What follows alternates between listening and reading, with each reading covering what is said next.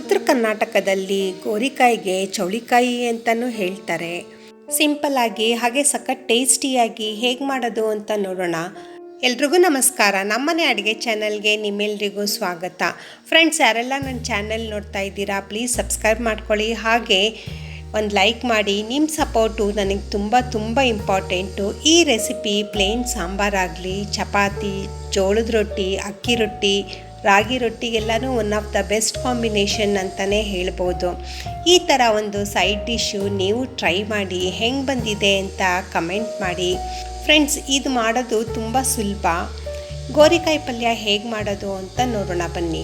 ಮೊದಲು ಒಂದು ಚಿಕ್ಕ ಕಡಾಯಿ ತೊಗೊಂಡು ಅದಕ್ಕೆ 2 ಟೇಬಲ್ ಸ್ಪೂನಷ್ಟು ಕಡಲೆಕಾಯಿ ಬೀಜ ಹುರ್ಕೊಳ್ಳಿ. ಸ್ವಲ್ಪ ಅದು ಸಿಪ್ಪೆ ಬರೋ ಥರ ಹುರ್ಕೊಳ್ಳಿ. ನಂತರ 1 ಟೇಬಲ್ ಸ್ಪೂನು ಬಿಳಿ ಎಳ್ಳು ತೊಗೊಳ್ಳಿ. ಎಳ್ಳು ಸ್ವಲ್ಪ ಚಟಪಟ ಅನ್ನೋ ಥರ ಹುರ್ಕೊಳ್ಳಿ. ಆಮೇಲೆ 1 ಟೇಬಲ್ ಸ್ಪೂನು ಜೀರಿಗೆನೂ ಸ್ವಲ್ಪ ಕೆಂಪಗಾಗೋ ಥರ ಹುರ್ಕೊಂಡು ಎಲ್ಲ ಪದಾರ್ಥನೂ ಸೈಡಿಗೆ ಇಟ್ಕೊಳ್ಳಿ. ಮತ್ತು ಒಂದು ಕುಕ್ಕರ್ ಪ್ಯಾನಿಗೆ 4 ಟೇಬಲ್ ಸ್ಪೂನ್ ಎಣ್ಣೆ ಕಾದ ನಂತರ 1 ಟೇಬಲ್ ಸ್ಪೂನು ಸಾಸಿವೆ, ಕಡಲೆಬೇಳೆ, ಉದ್ದಿನಬೇಳೆ ಸ್ವಲ್ಪ ಕೆಂಪಗಾಗೋ ಥರ ಹುರ್ಕೊಳ್ಳಿ.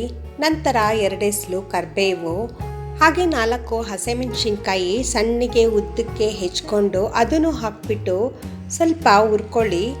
ಒಂದು ದಪ್ಪ ಸೈಜು ಈರುಳ್ಳಿ, ಅದನ್ನು ಸಹ ಮೀಡಿಯಮ್ ಸೈಜಲ್ಲಿ ಕಟ್ ಮಾಡಿಕೊಂಡು ಒಗ್ಗರಣೆಗೆ ಹಾಕಿಬಿಟ್ಟು 1-2 ಸತಿ ಫ್ರೈ ಮಾಡ್ಕೊಳ್ಳಿ.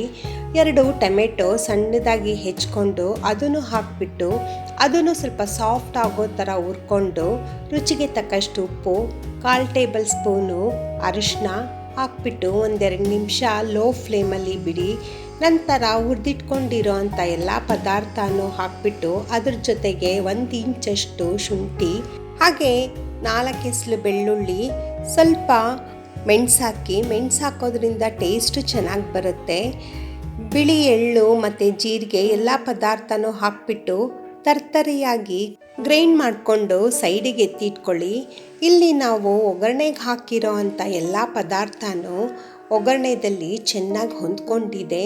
ಈ ಟೈಮಲ್ಲಿ ತರ್ತರಿಯಾಗಿ ಗ್ರೈಂಡ್ ಮಾಡ್ಕೊಂಡಿರೋ ಅಂಥ ಸಿಂಪಲ್ ಆಗಿರೋ ಅಂಥ ಮಸಾಲೆ ಎಲ್ಲನೂ ಹಾಕ್ಬಿಟ್ಟು ಸ್ವಲ್ಪ ಒಗ್ಗರಣೆಯಲ್ಲಿ ನೀಟಾಗಿ ಮಿಕ್ಸ್ ಮಾಡ್ಕೊಳ್ಳಿ. ಸ್ವಲ್ಪ ಹಸಿ ವಾಸನೆ ಹೋಗೋ ಥರ ಮಿಕ್ಸ್ ಮಾಡ್ಕೊಳ್ಳಿ.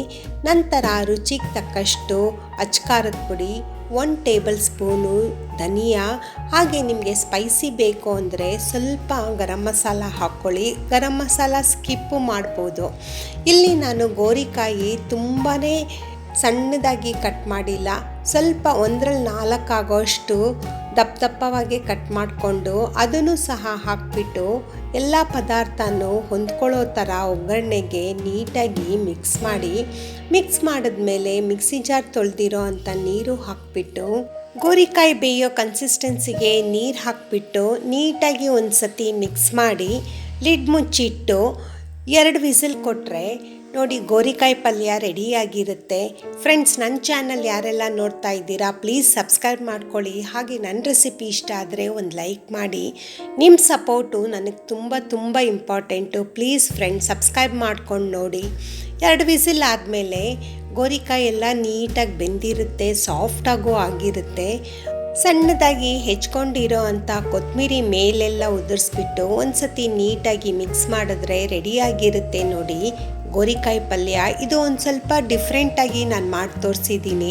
ಈ ರೆಸಿಪಿ ನಿಮಗೆ ಹೆಂಗೆ ಅನ್ನಿಸ್ತು ಅಂತ ಕಮೆಂಟ್ ಮಾಡಿ, ಲೈಕ್ ಮಾಡಿ, ಸಬ್ಸ್ಕ್ರೈಬ್ ಮಾಡ್ಕೊಂಡು ನೋಡಿ, ಹಾಗೆ ನಿಮ್ಮ ಫ್ಯಾಮಿಲಿ ಫ್ರೆಂಡ್ಸಿಗೆಲ್ಲ ಶೇರ್ ಮಾಡಿ. Thank you.